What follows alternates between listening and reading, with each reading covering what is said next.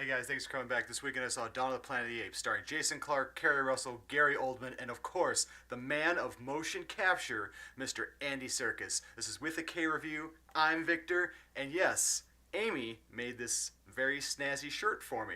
Thank you, Amy. Make sure to visit her website in the description below. And you know what? Roll that intro. With a K review. It's VIC? No, it's with a K. Oh. So when I first saw The Rise of the Planet of the Apes, I was actually really impressed with it. I liked all the actors that were in it. James Franco did a great job. It was like one of the best CGI movies that was done that year using like motion capture. And Andy Serkis, I guess for the better term, is like the god of motion capture. I mean, seriously, the guy can really do anything. He's done Gollum, he's done a bunch of other different movies. I'm going to have a link to his stuff down below there. So Dawn of the Planet of the Apes looked really cool from all the trailers, and I was like, this is going to be great. You're going to have apes fighting against the humans, and it's going to be awesome. I mean, you have monkeys with guns. Guns! I mean, the little 12-year-old inside of me when I saw that trailer was like...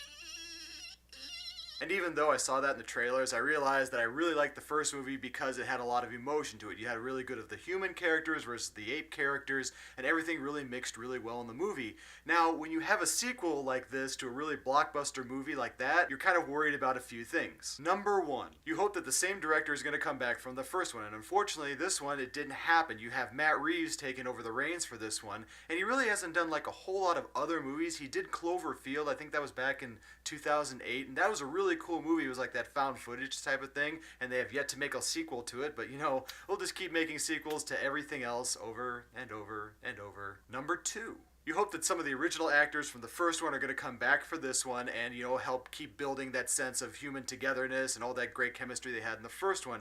And unfortunately, none of those actors from the first one come back for this one because the epidemic has gotten out that was released in the first one, and you have a bunch of new characters, which is not necessarily a bad thing. Because in this one, you do have some really good actors that are in it. Jason Clarke is actually a really good actor, and I don't understand why he's kind of been treated like the B actor of Hollywood. Like, he's been in a ton of different movies. He's been in Lawless, he's been in Zero Dark 30, he was that guy who was torturing the other guy and had like that great scene in that movie. He's also been in The Great Gatsby, and he was just kind of shoehorned into that one. But he's actually a really good actor, and I haven't figured out why Hollywood just won't give this guy his own movie. And they kind of have a little bit. They actually are going to put him in the Terminator reboot. I think he's playing John Connor. And in this movie, his character does really well. I actually really enjoyed seeing him in this movie. But you know what? The one real star of this movie is really not the human beings. I mean, their element is there, but it's not something that you're going to go to see. You're going to see the apes in this movie, kind of like you did in the first one, but there's a little bit of a difference here. In this movie, the apes actually have really more feeling than they had in the first one. I found that to be kind of weird and interesting, because in the first movie, you kind of paid attention to the human beings more, while in this movie, you kind of paid attention more to the apes. Not because, the CGI was almost like practically flawless, but because they really had a lot of interaction between each other. Cesar in this movie is awesome. I kind of want to say he has like the Joker effect in the Dark Knight series. Not that he was evil, but because like every time he was on screen, I mean, he's just there. He's just like, I'm awesome. And every time he actually speaks on the screen, you're just like captivated by it. You really enjoy seeing it. And his interaction with the other apes are really awesome as well. Like him and the other character of Koba.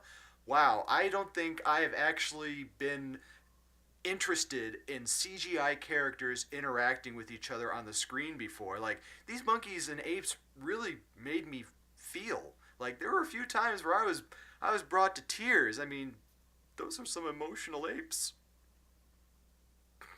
And there are times in the movie where you're kind of like, I don't really want to see what the human beings are doing. You want to like concentrate completely on the apes. But the human beings in the movie actually do a pretty decent job. I'm not going to say a great job, because like even through the movie, like Keri Russell, who was playing the wife of Jason Clarke's character, I liked her, but it just seemed like she was just the sounding board for him throughout the entire movie. I mean, Keri Russell's a great actress, but just kind of seemed like she would come into a scene and she was there and she kind of held things together. But all in all, I wasn't really interested in her story. I was more interested in seeing what the apes were going to do. And as for the story for this movie, it actually is pretty interesting. The human beings are like in this little town. They're trying to get water from a dam, and they have to go through the apes to do it. And you have their interaction. Jason Clarke interacts with the Cesar character, and they have some really good interactions with each other.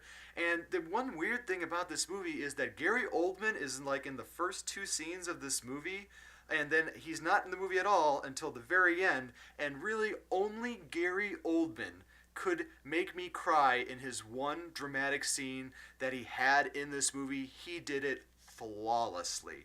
Perfect. But as for everything else in the movie, I thought it was really well done. I thought the cinematography was great, all the CGI was great. I did see this movie in 3D, and I'm not sure if it was like the theater that I saw it in, maybe because it wasn't much of a wider screen like in the IMAX type stuff.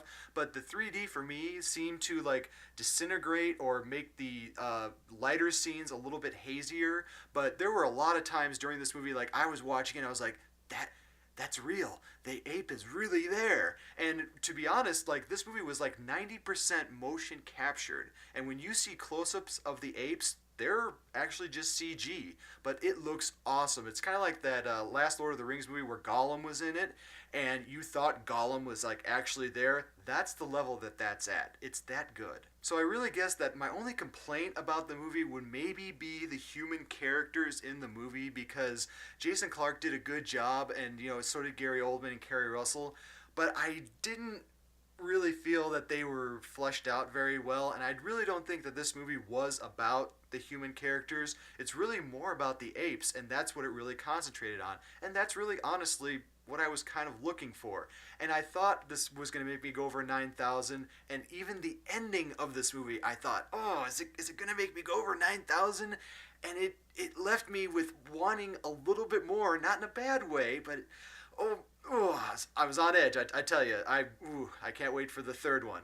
So I think I'm going to have to give this movie a 4K, an extremely strong 4K review for this movie, and I would say that you guys need to go now, like right now. Just go, just pause, go, come back, and then watch the rest of the review, because this movie is worth it. This is one of the best summer movies that I've seen in a long time. It took a lot of care and love to make this movie. Make sure to go and see it, rent it on video, buy it on Blu-ray, and just make sure that you go see this as part of your cinematic viewing history.